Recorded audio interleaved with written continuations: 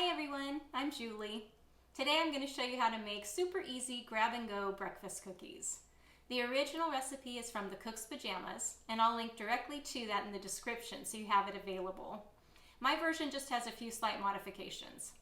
What you'll need are a couple of bananas, some oats, shredded coconut, sunflower seeds, pumpkin seeds, raisins, dried cranberries, chia seeds, and then cinnamon and salt. Super easy. All you're going to do is start with your bananas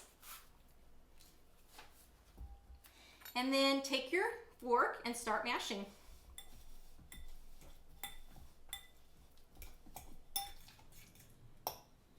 I mashed that for about 20 seconds. What you end up with is just smooshed banana. To that, what we're going to add is the pumpkin seeds, sunflower seeds, dried cranberries, raisins or dried grapes, chia seeds, and then your spices, which is salt and cinnamon. And then go ahead and give that a good stir.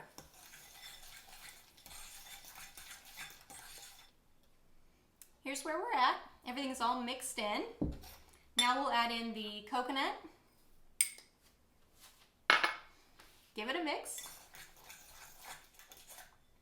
All mixed in. And now we'll add our oats.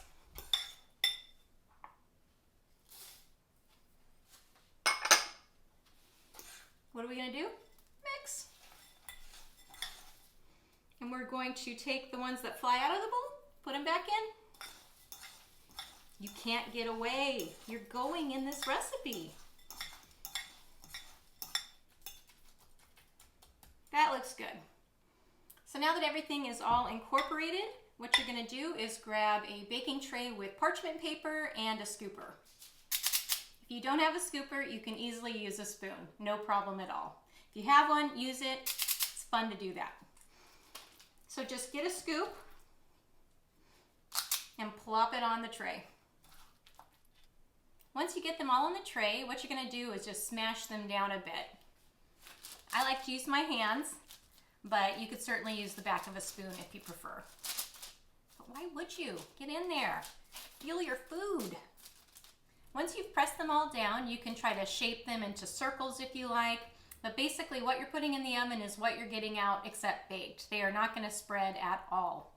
You could also top them with nuts and seeds or more dried fruit if you want, or a little cinnamon. So now what you're going to do is bake these in the oven at 350 for about 15 to 20 minutes, and then I'll show you what they look like when they come out. Here's what they look like when they get out of the oven. You'll just want to let them cool and then put them in a storage container, and then you can snack on them throughout the week. I use them when I need a little extra energy and I don't have time for a full meal. I'll just grab one of these and I'm good to go. I hope you give this a try. They're so delicious and very versatile, so feel free to change up the dried fruit, the seeds, the nuts. Get crazy, get creative, and make it your own.